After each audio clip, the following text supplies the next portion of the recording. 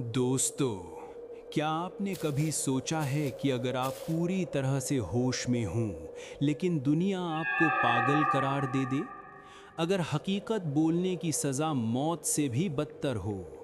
आज की कहानी शिमला की उन अंधेरी पहाड़ियों की है, जहां पहाड़ी पागल खाना नाम का एक अस्पताल है। लोग कहते हैं कि वहां इलाज नहीं, बल्कि इंसानियत का कत्ल होता है। कहानी शुरू होती है एक तूफानी रात से। बाहर मूसलाधार बारिश हो रही थी और बिजली की कड़कड़ाहट से अस्पताल की पुरानी खिड़कियां थर्रा रही थीं। टीवी पर ब्रेकिंग न्यूज़ चल रही थी। मशहूर जर्नलिस्ट रिया, जिसने विधायक के काले कारनामों का पर्दाफाश करने की धमकी दी थी, अब एक मेंटल असाइलम में भर्ती है। डॉक्टर्स का कहना है कि वो अपना मानसिक संतुलन खो बैठी हैं। लेकिन सच तो वार्ड नंबर 13 की उन चार दीवारों में कैद था। कमरे के बीचों बीच एक लोहे के बेड पर रिया को चमड़े के पट्टों से कसकर बांधा गया था। वो चीख रही थी, डॉक्टर खुराना, मैं पागल नहीं हूँ, मुझे छोड़ दीजिए, मेरे पास विधायक के खिलाफ सारे सबूत हैं। लेकिन डॉक्टर खुराना, जो अस्पताल के डीन थे, उनके चेहरे पर एक शैतानी मुस्कान थी। उन्होंने अपनी सोने की फ्रेम वाली ऐनक ठीक की और नर्स गीता की तरफ देखा। डॉक्टर खुराना ने ठंडे लहजे में कहा, नर्स, वोल्टेज बढ़ा दो। विधायक जी का ऑर्डर है कि इसे सब कुछ भुलवा देना है, हमेशा के लिए। नर्स गीता के हाथ कांप रहे थे, उसकी आंखों में लाचारी थी। लेकिन पति का इलाज करने के लिए उसे पैसों की ज़रूरत थी। उसने ना चाहते हुए भी मशीन का स्विच ऑन कर दिया। कमरे में बिजली की भनभनाहट गूंज उठी। रिया का शरीर एक मछली की तरह तड़पने लगा। करंट का झटका इतना तेज था कि उसकी नसों में दौड़ता खून जमने लगा। डॉक्टर खुराना हंस रहे थे, और बढ़ाओ, ताकि ये दोबारा कभी मुंह ना खोल सके। और तभी एक तेज झटका लगा और सब शांत हो गया। रिया का शरीर बेड पर अकड़ गया। उसकी आंखें फटी की फटी रह गईं, जिनमें अब आंसू नहीं, बल्कि खून के लाल डोरे थे। बाहर एक जोरदार बिजली कड़की और अस्पताल की बत्तियां गुल हो गईं। अंधेरे में डॉक्टर खुराना को लगा जैसे रिया की वो खुली हुई बेजान आंखें अभी भी उन्हीं को घूर रही हैं। डॉक्टर खुराना ने घबराहट में पसीना पोंछते हुए आदेश दिया, रघु, बंटी, इस लाश को तुरंत पुराने तहखाने में ले जाओ। सुबह होते ही हम पुलिस रिपोर्ट बनवा देंगे कि इसने आत्महत्या की है। रघु और बंटी अस्पताल के दो वार्ड बॉय थे, जो काम कम और गुंडागर्दी ज्यादा करते थे। स्ट्रेचर को घसीटते हुए नीचे ले गए। अस्पताल का वो तहखाना बरसों से बंद पड़ा था। वहां की हवा में सीलन, जंग लगे लोहे और मरे हुए चूहों की बदबू खुली हुई थी। दोनों ने सस्ती देसी शराब पी रखी थी, जिसकी गंध उस बंद कमरे में और भी घुटने लगी।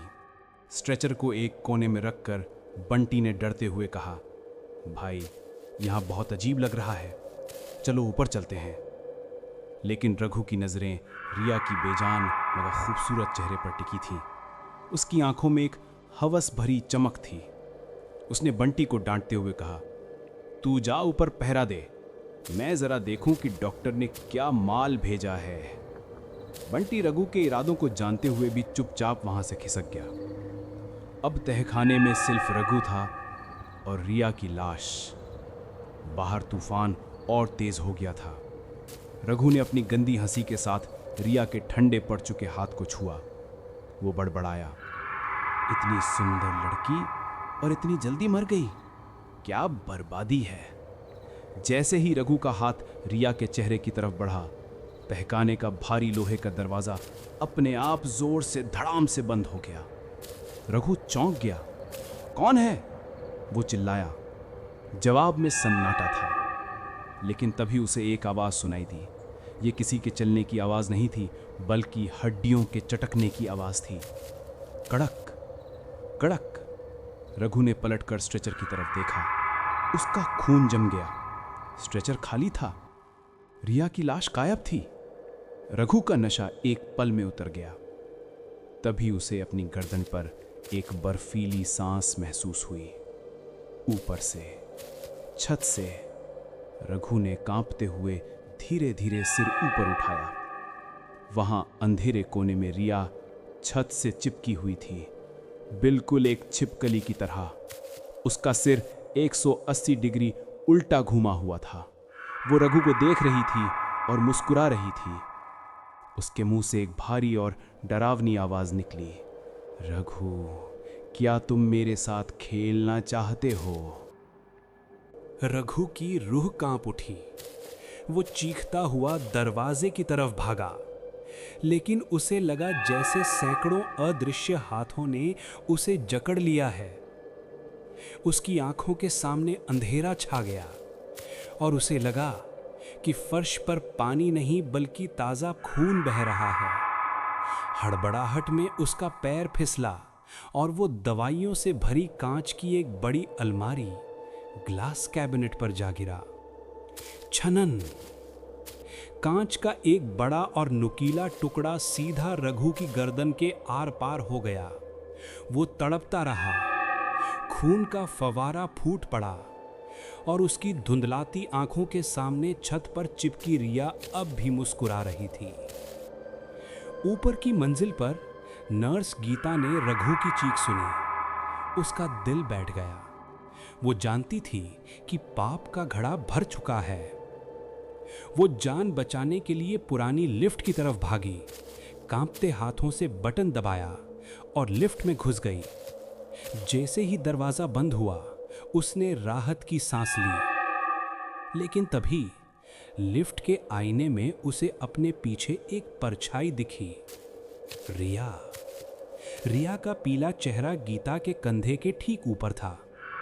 उसने गीता के कान में फुसफुसाया, तुमने मुझे बचाया नहीं गीता, अब हम साथ नीचे जाएंगे। अचानक लिफ्ट की तारें टूटने की डरावनी आवाज आई, कड़ाक, और लिफ्ट चौथे माले से सीधा बेसमेंट की तरफ गिरने लगी। गीता की चीखें उस लोहे के बॉक्स में हमेशा के लिए दफन हो गईं।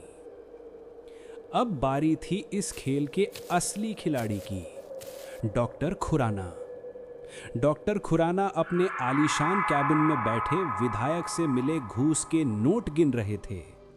उन्हें बाहर की चीखों से कोई फर्क नहीं पड़ रहा था। अचानक एक जोरदार बिजली कड़की। खुराना ने देखा कि उनके हाथ में जो नोटों की गड्डी थी वो अचानक राख और खून से सने डेथ सर्टिफिकेट्स में बदल गईं। वो डर कर कुर्सी से पीछे गिरे। तभी उनकी कुर्सी अपने आप घूमी और उस पर रिया बैठी थी। रिया ने डॉक्टर की आंखों में आंखें डालकर उन्हीं की आवाज में कहा, डॉक्टर, मरीज तैयार है, अब आपके इलाज, शॉक ट्रीटमेंट की बारी है। डॉक्टर खुराना का शरीर उनके काबू में नहीं रहा, जैसे कोई अदृश्य शक्ति उन्हें कठपुतली की तरह नचा रही हो। वो अपने आप चलते हुए उसी मनहूस वार्ड नंबर 13 की तरफ बढ़ने लगे। उनके कदम रुकना चाहते थे, लेकिन शरीर चल रहा था। उन्होंने खुद ही शॉक मशीन का स्विच ऑन किया और कांपते हाथों से इलेक्ट्रोड्स अपने ही माथे पर लगा लिए। अगली सुबह जब पुलिस के सायरन की आवाज ने पहाड़ी की खामोशी तोड़ी, तब तक बहुत देर हो चुकी थी। इंस्पेक्टर विक्रम, जिन्हें रिया का ऑटोमेटेड ईमेल मिल गया था, अपनी टीम के साथ अस्पताल पहुंचे। वहां का नजारा किसी युद्ध के मैदान जैसा था। वार्ड नंबर 13 में डॉक्टर खुराना अपनी ही शॉक मशीन की कुर्सी पर मृत पड़े थे। उनका दिमाग पूरी तरह जल चुका था, लेकिन चेहरे पर एक अजीब सी शांति थी। बेसमेंट में रघु की लाश कांच के ढेर में मिली और लिफ्ट के मलबे से गीता का शव निकाला गया। लेकिन सबसे बड़ा रहस्य अभी भी पुलिस का इंतजार कर रहा था। पुलिस को अस्पताल के पीछे बने इंसिनरेटर यानी कूड़ा जलाने की भट्टी में रिया की लाश मिली। हैरान करने वाली बात यह थी कि भट्टी पूरी रात जलती रही थी, लेकिन रिया के शरीर पर जलने का एक भी निशान नहीं था। आग भी उस बदले की प्यास को जला नहीं पाई थी और उसकी कसकर बंद मुट्ठी में पुलिस को डॉक्टर खुराना के कोट का एक सोने का बटन मिला, वो सबूत जो उन्हें कानूनन दोषी साबित करने के लिए काफी था। इंस्पेक्टर विक्रम ने जब रात की सीसीटीवी फुटेज चेक की तो उनके रोंगटे खड़े हो गए। फुटेज में कोई भूत नहीं था। वीडियो में दिख रहा था कि डॉक्टर खुराना, रघु और गीता खाली हवा से लड़ रहे थे। वो खुद ही चिल्ला रहे थे और खुद को चोट पहुंचा रहे थे। लेकिन वीडियो के आखिरी सेकंड में स्क्रीन पर बहुत ज्यादा स्टैटिक यानी झिलमिलाहट आई। उस झिलमिलाहट के बीच एक पल के लिए रिया का चेहरा बना, जो सीधे कैमरे में देख रहा था और आंख मार रहा था। आज पहाड़ी पागल खाना बंद पड़ा है, लेकिन वहां के गार्ड्स कहते हैं कि अमावस की रात को वार्ड नंबर 13 से आज भी मशीन चलने की आवाज़ और डॉक्टर के चिल्लाने की आवाज़ आती है। मुझे छोड़ दो, मैं पागल नहीं हूँ, मुझे छोड़ दो, मैं पागल नहीं हूँ। तो दोस्तों, क्या रिया को इंसाफ मिला या ये सिर्फ एक शुरुआत है? क्या आप मानते हैं कि जुर्म की कोई गवाही हो ना हो, रूहें अपना बदला खुद ले लेती हैं? अगर इस कहानी ने आपकी रातों की नींद उड़ा दी है तो अभी वीडियो को लाइक करें और हमारे चैनल हिंदी हॉरर कहानियाँ को सब्सक्राइब करना ना भूलें। कमेंट में जस्टिस फॉर रिया लिखें। मिलते हैं अगली खौफनाक कहानी में, तब तक अपने पीछे देखना मत भूलना।